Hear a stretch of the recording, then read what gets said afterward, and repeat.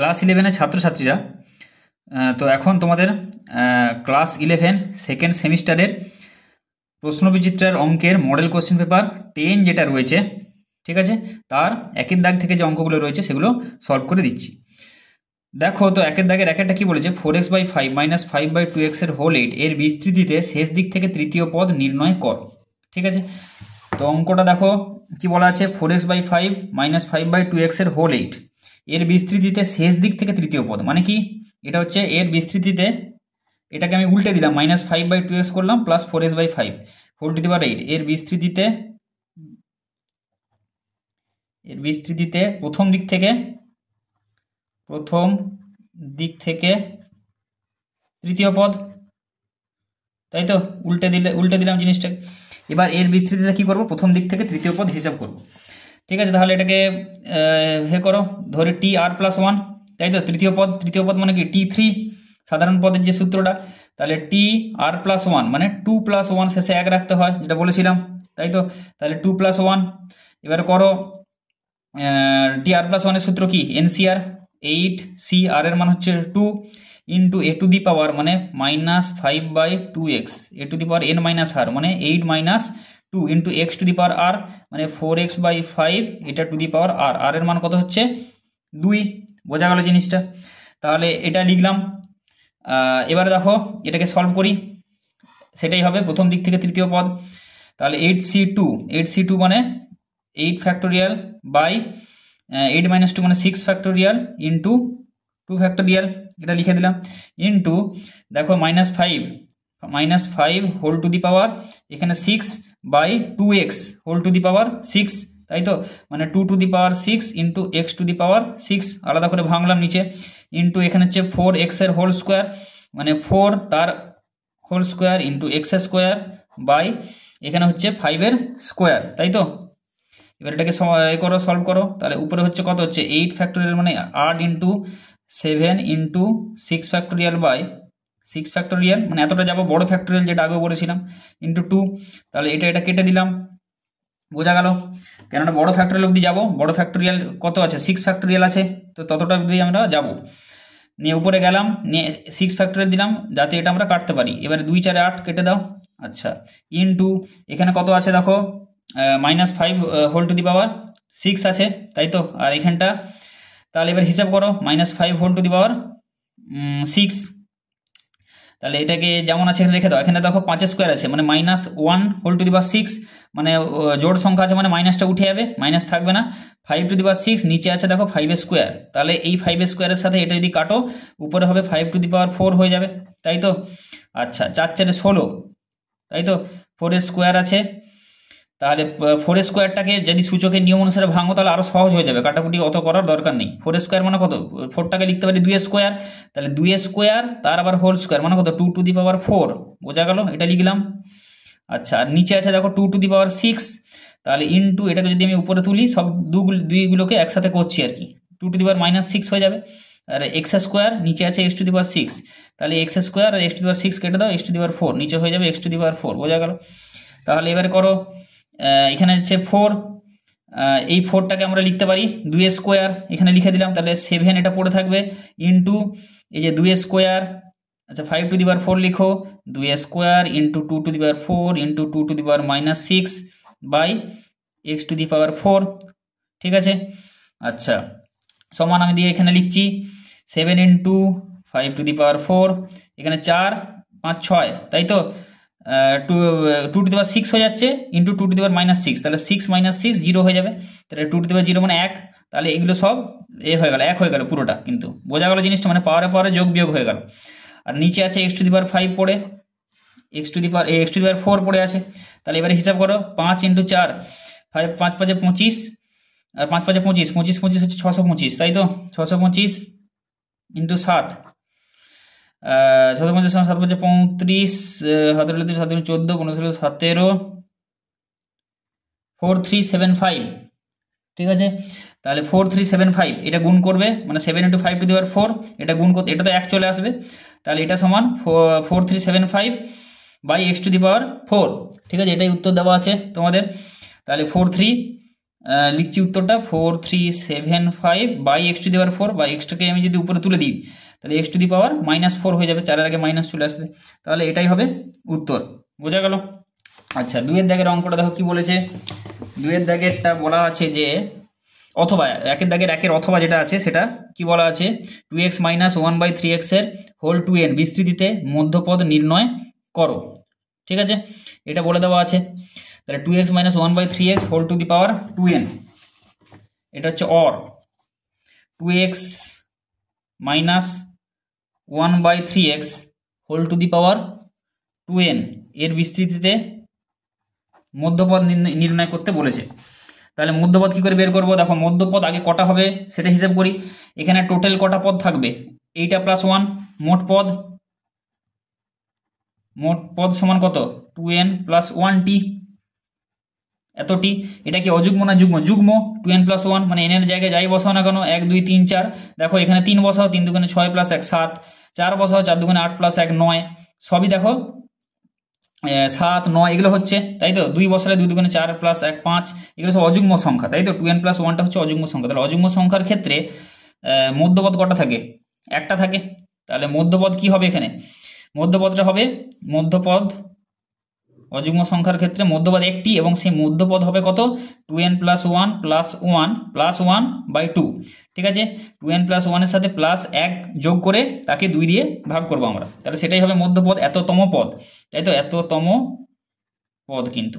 ঠিক আছে, সমান, তাহলে এটা কত হবে? 2n প্লাস 2/2, মানে 2 কমন নিলে উপরে 2n প্লাস 1/2 এটা হচ্ছে, তাই তো। এই জিনিসটা 2 2 কেটে দাও, তাহলে কত হচ্ছে? n প্লাস 1তম পদ। বোঝা গেল? এবার n প্লাস 1তম পদ সেটা বের করলেই হয়ে যাবে। তাহলে এবার আমরা এটা বের করি, tn প্লাস 1 এততম পদ। তাহলে এততম পদ আমরা কত পাবো? tn প্লাস 1 সমান, এটা আর এর জায়গায় কে বসে আছে? n বসে আছে। তাহলে এবার এইভাবে আমরা হিসাব করি।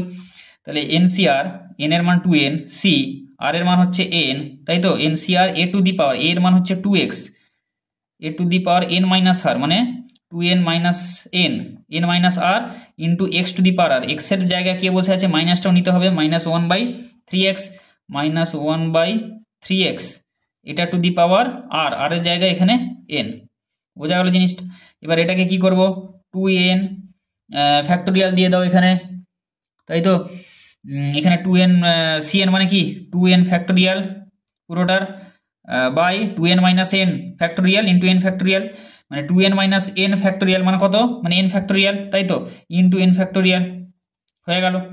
আচ্ছা, এখানে 2n to the power 2x to the power whole 2n minus n মানে কত?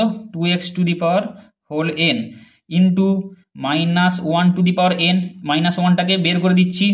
আচ্ছা, ইন্টু এখানে কত হচ্ছে? 3x to the power by 1/3x to the power whole n। ঠিক আছে, বোঝা গেল জিনিসটা? এবার দেখো কি করব, 2n to the power 2n factorial যেটা আছে এখানে থাক, 2n factorial by n factorial into n factorial into 2x whole to the power n।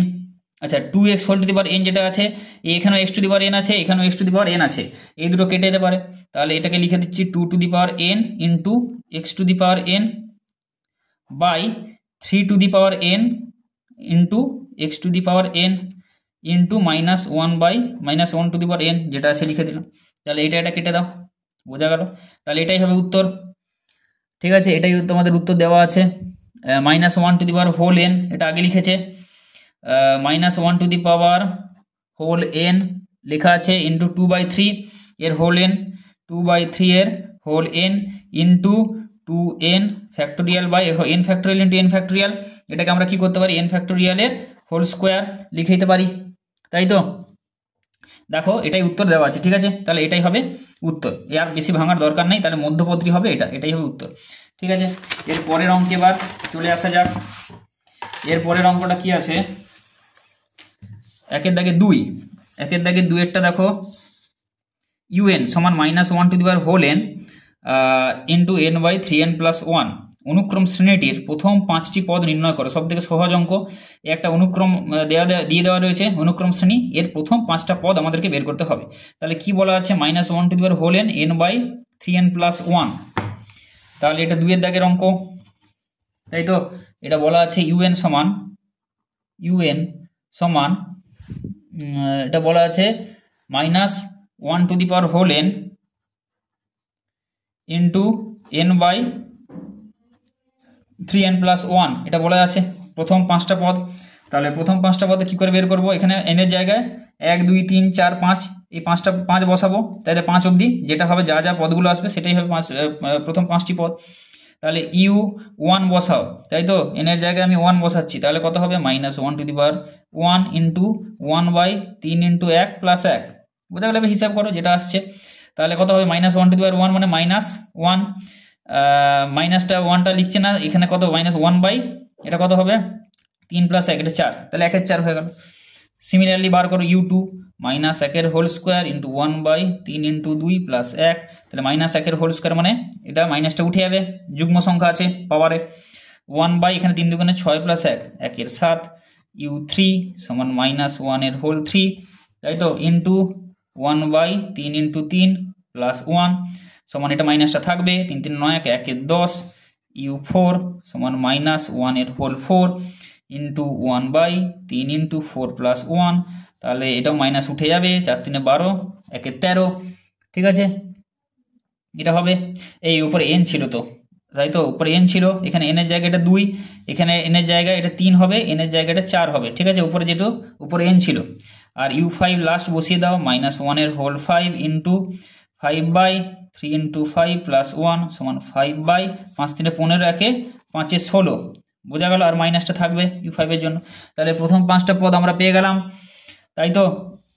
এগুলো 1 এর 4, এটা 2 7, এটা 3 এর 10, এটা 4 এর 13, তাহলে প্রথম 5টা পদ এগুলোই প্রথম 5টা পদ। তাহলে লিখে ফেলো প্রথম 5টি পদ সমান -1 এর 4, 2 এর 7, -3 এর 10, 4 এর 13, -5 এর 16, ঠিক আছে, এটাই হবে, এগুলোই হবে প্রথম 5টা পদ, বোঝা গেল, খুবই সহজ অঙ্ক। আচ্ছা, এবারে দেখো পরের কোশ্চেনে চলে আসা যাক। স্থানাঙ্ক জ্যামিতির যে সেকশনটা, 2 এর দাগের কি বলেছে? থিটা এর সমস্ত মানে একটি গতিশীল বিন্দু পি এর স্থানাঙ্ক a cos θ, b sin θ হলে পি বিন্দুর সঞ্চার পথের সমীকরণ নির্ণয় করো, ঠিক আছে। তাহলে পি এর স্থানাঙ্ক, একটা পি গতিশীল বিন্দু বলে দেওয়া আছে, তার স্থানাঙ্ক কত বলা আছে? a cos θ, b sin θ, তাহলে ধরে নিচ্ছি, আর পি বিন্দু তাহলে সঞ্চার পথের সমীকরণ বের করতে হবে। তাহলে 2 এর দাগের এটা কত? স্থানাঙ্ক জ্যামিতির অঙ্ক। তাহলে a cos θ, b sin θ বলে দেওয়া আছে, তাহলে আমরা কি ধরে নিচ্ছি? ধরি পি বিন্দুর স্থানাঙ্ক h, k, সঞ্চার পথ বের করতে বলে h কে, সাধারণত h কে আমরা ধরি, তাই তো। তাহলে এবার h সমান কত দেওয়া আছে? h এর জায়গায় আমরা a cos θ, b sin θ এটা বলে দেওয়া আছে, a cos θ, b sin θ এটা বলে দেওয়া আছে। তাহলে এবার আমরা লিখছি h এর জায়গায় h সমান a cos θ, তাই তো। তাহলে h বাই a সমান আমরা কি লিখতে পারি? cos θ। আচ্ছা, এবারে দেখো, তাহলে আর এখানে কে সমান কি দেওয়া আছে? b sin θ এটা দেওয়া আছে, তাহলে k বাই b আমরা কি লিখতে পারি? sin θ লিখতে পারি, তাই তো। তাহলে h square by a square, এবার কি করব? এই sin θ আর cos θ এর মধ্যে একটা দেখো সম্পর্ক আছে, sin square θ plus cos square θ সমান 1 আমরা জানি, ব্যাস, তাহলে sin স্কোয়ার θ বের করবো আর cos স্কোয়ার θ বের করবো, নিয়ে যোগ করে দেবো। h square plus a square সমান cos স্কোয়ার θ, আর k square by b square সমান sin স্কোয়ার θ, তাই তো। এবার এই 1 প্লাস 2 করে পাই, এটাকে ধরে নাও 1 নম্বর দাও, এটাকে 2 দাও, তাই তো। তাহলে 1 প্লাস 2 করে পাই, কি পাবো আমরা? এখানে sine square theta plus cos square theta, বা H square plus A square plus K square by B square, এই দুটোকে এটাকে আগে লিখতে পারো, এটাকে পরে লিখতে পারো, তাই তো, যোগ করছি তো, একই ব্যাপার, সমান sine square theta plus cos square theta বা cos square theta plus sine square theta, এটা এলো, এর মান কত? 1। তাহলে স্থানাঙ্ক এর সঞ্চার পথের সমীকরণ কি হবে? এইচ এর জায়গায় এক্স বসিয়ে দাও, অতএব সঞ্চার পথের সমীকরণ X square by A square, আর কে এর জায়গায় আমরা কি বসাবো? Y square by B square সমান 1, বোঝা গেল, এটাই সঞ্চার পথের সমীকরণ। অতএব সঞ্চার পথটা কি? এটা একটা উপবৃত্ত, তাই তো। তাহলে এইভাবে বের করতে হবে। এবারে দেখো 2 এর দাগের অঙ্কটা চলে আসা যাক। 2 এর দাগের 2 কি বলেছে দেখো, ওয়াই স্কোয়ার সমান 4x অধিবৃত্তের দ্বিগুণিত কোটির দৈর্ঘ্য 8 একক হলে প্রমাণ করো যে ওর শীর্ষবিন্দুর সঙ্গে ওই কোটির প্রান্তদ্বয়ের সংযোজক দুই রেখাংশের অন্তর্ভুক্ত কোণটি সমকোণ। ঠিক আছে, অঙ্কটা ভালো করে দেখে নাও। একটা ওয়ে স্কয়ার সমান 4x অধিবৃত্ত দেওয়া আছে, আর দ্বিগুণিত কোটির দৈর্ঘ্য দেওয়া আছে 8a একক। ঠিক আছে, তাহলে ওই কোটির প্রান্তদ্বয়ের সংযোজক রেখাংশের অন্তর্ভুক্ত কোণটি কি প্রমাণ করতে বলছে? সমকোণ প্রমাণ করতে বলেছে। আসলে দেখো জিনিসটা কি বলা আছে, 2 দাগের 2। তাহলে একটা অধিবৃত্ত ওয়াই স্কয়ার সমান 4x, অধিবৃত্তটা কিরকম হয়? এরকম হয়, তাই তো। ওয়াই স্কয়ার সমান 4x এটা বলে দেওয়া আছে অধিবৃত্তটা। এবারে দেখো কি বলা আছে, দ্বিগুণিত কোটি বলে দেওয়া আছে। দ্বিগুণিত কোটি মানে 8a একক বলা আছে, টোটালটা হচ্ছে 8a একক। ঠিক আছে, টোটালটা 8a, এইটা একক বলে দেওয়া আছে। তাহলে এটা মূল বিন্দু 0,0। তাহলে কি প্রমাণ করতে বলেছে? যে এই কোটি দ্বয়ের প্রান্ত বিন্দুর সাথে এই শীর্ষের যদি আমরা যোগ করি তাহলে সেটা এক সমকোণ হবে। ঠিক আছে, ওই কোটির প্রান্তদের সংযোগ রেখাংশের অন্তর্ভুক্ত কোণ। ঠিক আছে, ওর শীর্ষবিন্দুর সঙ্গে কোটির প্রান্তদ্বয়ের সংযোজক রেখাংশের যে অন্তর্ভুক্ত কোণ, মানে এই কোণটা হচ্ছে আমাদেরকে 90 ডিগ্রি প্রমাণ করতে হবে, এক সমকোণ। বোঝা গেল এইটা? তাহলে কি করে করবো দেখো, আগে তাহলে স্থানাঙ্ক এগুলো বের করি। এই যে স্থানাঙ্কগুলো দেওয়া আছে সেগুলো বের করি করে এবার আমাদেরকে যদি দেখিয়ে দিই m1 m2 সমান -1, মানে প্রবণতার গুণফল যদি -1 হয় তাহলে আমরা বলতে পারবো যে এটা এক সমকোণ। তাহলে এবারে দেখো স্থানাঙ্কগুলো কি করে বের করবো, টোটালটা বলা আছে 8, তাহলে এখান থেকে এতটা কি আর এখান থেকে এতটা সমান হয়, তাই তো, প্রতিসমত। অধিবৃত্তের এখান থেকে এতটাও যা, এখান থেকে এতটাও তা। তাহলে এটাকে আমরা বলতে পারি এটা 4a, এইটুকুনটা 4a, এটা বলতে পারি। এবার এইটা কতটা, বোঝা গেল? মানে এখান থেকে এতটা কতটা, সেটা কি করে বের করব? দেখো এই ওয়াই স্থানাঙ্ক কি 4a, বোঝা গেল, আর এই পাশে নেগেটিভ -4a। তাহলে 4a যদি আমরা এখানে বসাই ওয়াই এর জায়গায় তাহলে সিদ্ধ করবে অবশ্যই, কেননা এটা তো 4a, ধরে নাও এটা 4a, এখানে আমি লিখে দিচ্ছি 4a। তাহলে এখানে এক্স এর স্থানাঙ্ক যেটা, মানে এখানে এই যে এতটা অবধি যেটা যাচ্ছি সেই ভ্যালুটা আমাদেরকে বের করতে হবে। সেটা বের করার জন্য এই যে ওয়াই স্থানাঙ্কটা সেটা এখানে ওয়াই এর জায়গায় বসাবো, অবশ্যই সিদ্ধ করবে এই সমীকরণকে, তখন এক্স এর মানটা পেয়ে যাবো আমরা। তাহলে 4a এর হোল স্কোয়ার সমান 4a ইন্টু এক্স, তাহলে 16a স্কোয়ার সমান 4a এক্স। তাহলে এক্স সমান কত হবে, 16a স্কোয়ার বাই 4a সমান কত হবে, 4 4 কেটে দাও 16, আর a, তাহলে এটা হচ্ছে 4a। তাহলে এক্স এর মান পেয়ে গেলাম 4a। তাহলে এটা 4a, এতটা 4a, তাহলে এখানে লিখে দিচ্ছি আমি 4a, 4a, বোঝা গেল। আর এইটা আমরা লিখে দিচ্ছি 4a, -4a, এটা 4a, এটা -4a, বোঝা গেল। তাহলে স্থানাঙ্কগুলো পেয়ে গেলাম। এবার আমরা কি করব, প্রবণতা বের করব। তাহলে এই সরলরেখার প্রবণতা বের করব, এই সরলরেখার প্রবণতা বের করব। দেখবো এই দুটোর গুণফল -1 যদি চলে আসে তাহলে আমরা বলবো যে এটা অন্তর্ভুক্ত কোণ হচ্ছে কি, এক সমকোণ। m1 m2 সমান -1 হয়। তাহলে আমরা m1টা বের করি, ধরে নিচ্ছি এটা m1, এই প্রবণতাটা, তাই তো। তাহলে এবার বের করি 4a - 0, তাহলে কি হচ্ছে দেখো এই সরলরেখার প্রবণতাটা এইটা m1, ধরে নিচ্ছি এটা m1, বোঝা গেল। এ বি এর প্রবণতা ধরো, এইবারে ধরো এখানে নামটা দিয়ে দাও এ, এটা ও দিয়ে দাও, এটা ও দাও, এটা ধরে নাও এ দাও, আর এই পাশটা হচ্ছে বি দাও। তাহলে ও এ সরলরেখার প্রবণতা, তাই তো। তাহলে ও এ এর প্রবণতা, বোঝা গেল। ও এর প্রবণতা তাহলে কত হবে, y1 - y2 by x1 - x2 আমরা জানি, বোঝা গেল। বা y2 - y1 by x2 - x1, যে কোনোটা লিখতে পারো। উপরে জানো y গুলো থাকে, এটা মনে রাখবে। তাহলে y1 - y2, এটাকে y1 ধরে নাও 4a - 0, তাই তো, 4a - 0, এটাকে x1 y1 ধরো, এটাকে x2 y2 ধরে নাও, বোঝা গেল। তাহলে 4a - 0 বাই x1 - x2, মানে x1 মানে 4a, এই 4a মাইনাস এইখানে x2 মানে এই যে 0টা, তাহলে 4a - 0, বোঝা গেল। তাহলে 4a বাই 4a, তাহলে কত হবে, এটা 1 হয়ে গেল। আচ্ছা, এবার ও বি এর প্রবণতা বের করো। ও বি এর প্রবণতা সমান কি হয়, সেই একই। তাহলে এখানে কি হচ্ছে দেখো, ওয়াই, এটাকে ধরো এবার x1 y1, এটাকে x2 y2, x1 y1, y1 এর মান কত, -4a, তাহলে -4a মাইনাস এই 0 বাই এই 4a মানে x1 - 0, বোঝা গেল। তাহলে এটা কত হচ্ছে দেখো, -4a বাই 4a মানে -1, ঠিক আছে। তাহলে অতএব এই দুটির ওই সরলরেখা দুটির প্রবণতার গুণফল কত হচ্ছে, -1 হচ্ছে। অতএব তাদের অন্তর্ভুক্ত কোণ সমান এক সমকোণ, এটা তোমরা লিখে দেবে। যেহেতু সরলরেখা দ্বয়ের প্রবণতার গুণফল -1, তাই তো, মানে 1 × -1 কত হচ্ছে, -1 হচ্ছে, তাই তো। তাহলে m1 ইন্টু m2 সমান, এটাকে যদি m1 দাও আর এই প্রবণতাকে যদি m2 দাও, তাহলে m1 m2 সমান কত হচ্ছে 1 ইন্টু 1 মাইনাস 1। তাহলে অতএব আমরা বলতে পারি যে কেন্দ্রের যে এই যেটা করছে শীর্ষে যে কোণটা করছে সেটা হচ্ছে এক সমকোণ। বোঝা গেল, প্রমাণিত হয়ে গেল। এবার দেখো কি বলেছে অথবাটা, 2 এর দাগে 2 এর অথবা, এটা 2 এর দাগে 2 হলো, অথবাটা কি বলেছে x² মাইনাস y স্কোয়ার সমান 4 কি ধরনের কণিকের সমীকরণ, এর উৎকেন্দ্রতা কত। তাহলে এটা দেখেই বলতে পারছো যে বুঝতে পারছো যে x² মাইনাস y স্কোয়ার সমান 4 এটা সমপরাবৃত্তের সমীকরণ, ঠিক আছে। আর এর উৎকেন্দ্রতা বের করতে হবে, ঠিক আছে। সমপরাবৃত্তের উৎকেন্দ্র কত হয়, √2 হয়। বোঝা গেল, সেটা করে দেখিয়ে দিচ্ছি। এটা হচ্ছে 2 এর অথবাটা, অর কি বলা আছে x² মাইনাস y স্কোয়ার সমান 4 এটা দেওয়া আছে। তাহলে এইটা কি ধরনের কণিকের সমীকরণ, সমপরাবৃত্ত, ঠিক আছে, এই কণিকের সমীকরণ। এবার এর উৎকেন্দ্রতা কি করে বের করব, তাহলে এর উৎকেন্দ্রতা করে দেখাতে হবে x²/4 পরাবৃত্তের আকারে সাজিয়ে নাও, মাইনাস y²/4 4 দিয়ে ভাগ করে দাও, তাহলে এদিকে 1, তাহলে এখানে কি a স্কোয়ারের মান কত 4, আর এখানে কত b স্কোয়ারের মানও এখানে ধরে নাও 4, তাহলে উৎকেন্দ্রতা কত হবে e সমান √1 plus b square by a square, তাহলে √1 প্লাস এখানে 4/4, তাই তো। তাহলে এটা কত হবে √1 প্লাস 1, তাহলে এটা 4 4 কেটে 1 হচ্ছে, √1 প্লাস 1 মানে √2। তাহলে উৎকেন্দ্রতা আমরা কত পেয়ে গেলাম, √2 পেয়ে গেলাম, সমপরাবৃত্তের উৎকেন্দ্রতা। বোঝা গেল।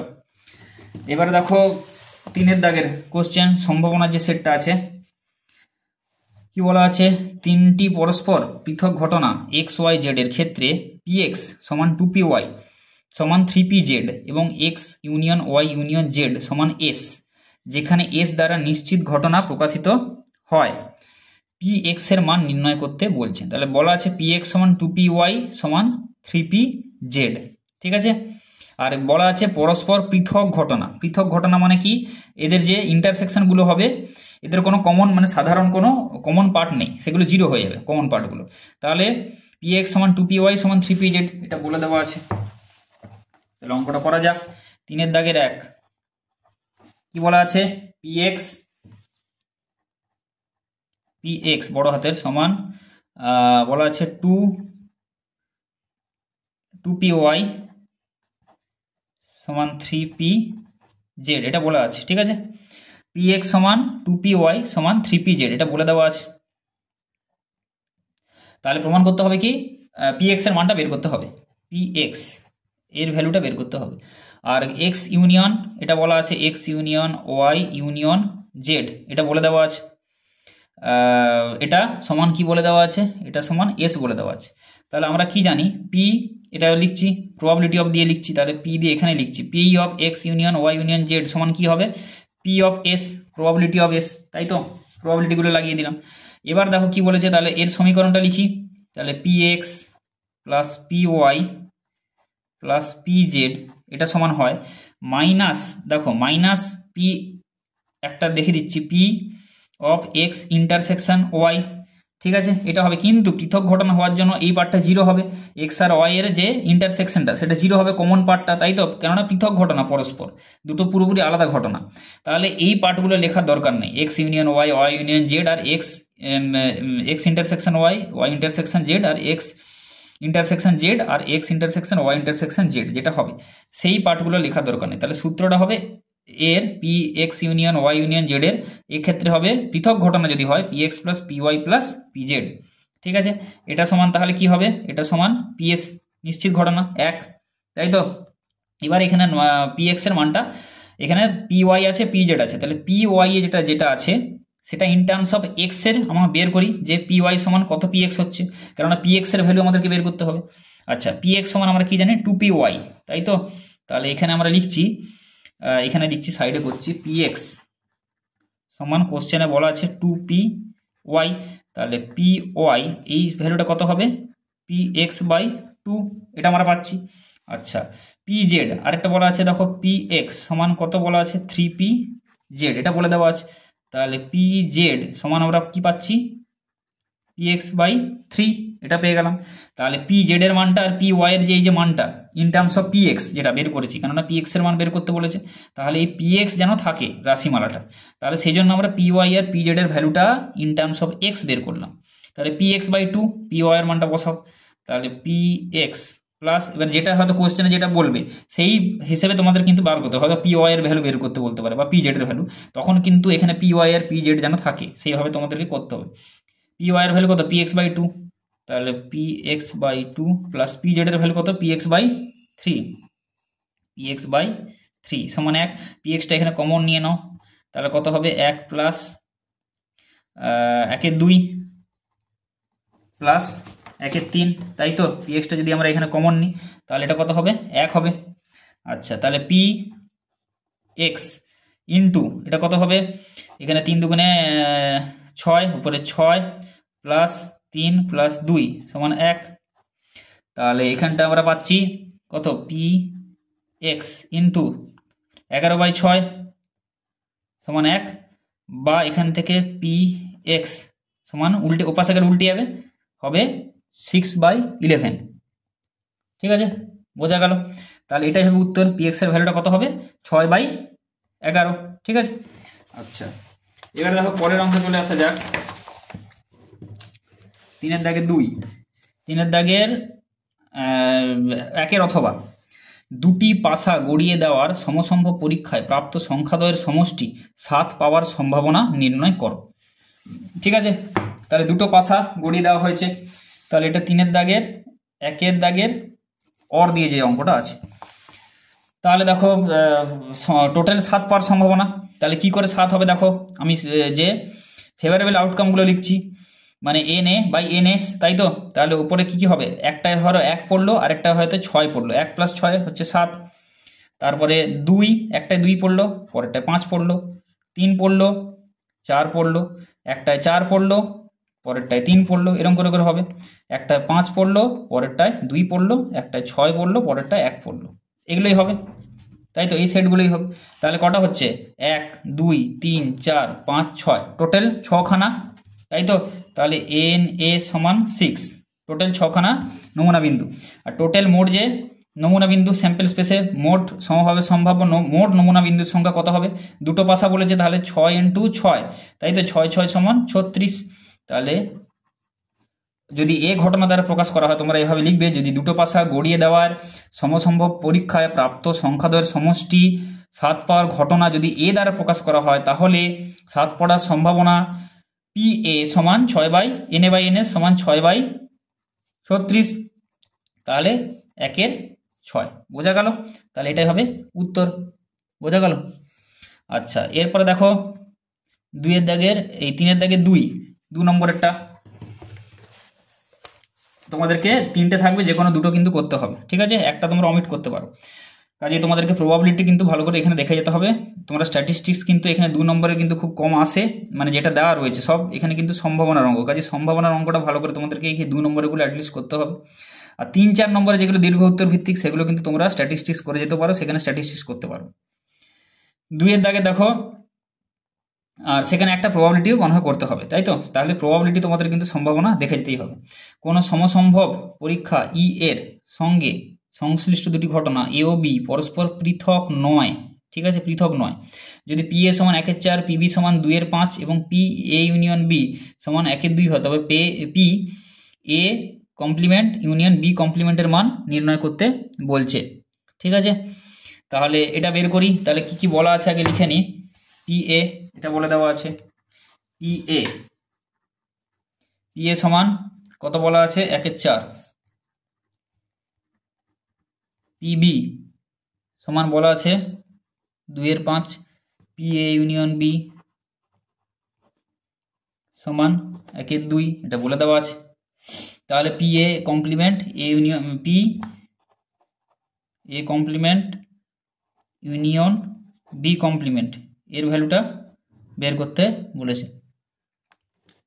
তাহলে আমরা কি জানি, আমরা জানি কি পি এ ইউনিয়ন বি, এটা আমরা জানি, তাই তো, সমান P A plus P B minus P A intersection B. এই অঙ্কগুলো কিন্তু দেখে যাবে, কমন কিন্তু একটা না একটা চলে আসবে, এটা আমরা জানি, কেননা পৃথক নয় বলেছে, মানে পি এ ইন্টারসেকশন বি থাকবে। তাহলে পি এর মানগুলো বসিয়ে দাও, প্লাস পি বি মানে হচ্ছে 2/5 মাইনাস এটার মান 1/2, তাই তো, যেটা যেটা বলা আছে বসিয়ে দিলাম। তারপরে এবার হিসাব করো, 1/4 প্লাস 2/5 মাইনাস 1/2, তাহলে 20, 5 প্লাস 4 দুগুণে 8 মাইনাস 10, তাহলে 3/20। এই অঙ্ক মনে হয় পরশের নমুনা কোশ্চেনে কিন্তু তোমাদের কিন্তু রয়েছে, সেম একটা অঙ্ক এরকম রয়েছে, সেখান থেকেও দেখে নিতে পারো। তাহলে এখানে করে দিচ্ছি, দেখো 3 পি এ ইউনিয়ন বি সমান কত হচ্ছে 3/20। এবার কি চাইছে, P A complement union B complement, তাই তো। তাহলে আমরা এটাকে লিখতে পারি পি এ ইন্টারসেকশন বি এর হোল কমপ্লিমেন্ট, তাই তো। A complement union B complement, তাই তো। এটা চাইছে পি এ কমপ্লিমেন্ট আর বি কমপ্লিমেন্ট। তাহলে দেখো এটা চাইছে, মানে আমরা লিখতে পারি ইন্টারসেকশন বি এর হোল কমপ্লিমেন্ট, এটা আমরা লিখতে পারি। আচ্ছা আচ্ছা আচ্ছা আচ্ছা, এখানটা ভুল হয়েছে। পি এ এইটা দেওয়া আছে মানটা, পি এ ইউনিয়ন বি এর মানটা দেওয়া হয়েছে, পি এ ইউনিয়ন বি, তাই তো। তাহলে এই মানটা এখানে 1/2, এই মানটা বসবে এখানে 1/2 সমান 1/4 প্লাস 2/5 মাইনাস এখানে এটা রাখতে হবে পি এ, এটার মান তো দেওয়া নেই, আমি এর জায়গায় বসানো হয়েছে ভুল করে। পি এ ইন্টারসেকশন বি এটা রেখে দিলাম। তাহলে এই মানটা এবার যদি বের করি আমরা, পি এ ইন্টারসেকশন বি, এখান থেকে এই ভ্যালুটা আমাদেরকে বেরোবে, তাই তো। এই ভ্যালুটা দেওয়া, পি এ ইউনিয়ন বি কিন্তু দেওয়া আছে, ঠিক আছে। এই মানটা আমাদেরকে কিন্তু এখানে বসাতে হবে ইউনিয়ন বি এর জায়গায়, এখানে কিন্তু ইন্টারসেকশনের জায়গায় বসানো হয়ে গেছিলো। তাহলে এখানে দেখো এই ভ্যালুটা তাহলে কত হবে, 1/4 প্লাস 2/5 মাইনাস 1/2, 1/4 প্লাস 2/5 মাইনাস 1/2, সেই একই আসছে, 1/4 প্লাস 2/5 মাইনাস 1/2, বোঝা গেল। এটা এর মানই হবে। তাহলে এই মানটাই এটা 3/20 একই, ঠিক আছে। অ্যান্সারটা কিন্তু এতে একই চলে এসছে, কেননা পি এ ইন্টারসেকশন বি এই মানটা বের করতে হলে কত হবে, 1/4 প্লাস 2/5 মাইনাস 1/2 হবে, তাই তো। সেই মানটাই হবে। আর 1/4 প্লাস 2/5 মাইনাস 1/2 করতেই এটা এসছে, ঠিক আছে, 3/20 চলে এসছে। তাহলে দেখো P A complement union B complement, এটা আমরা জানি। আচ্ছা, এটা আমরা লিখতে পারি -1 minus P A intersection B, এটা আমরা লিখতে পারি।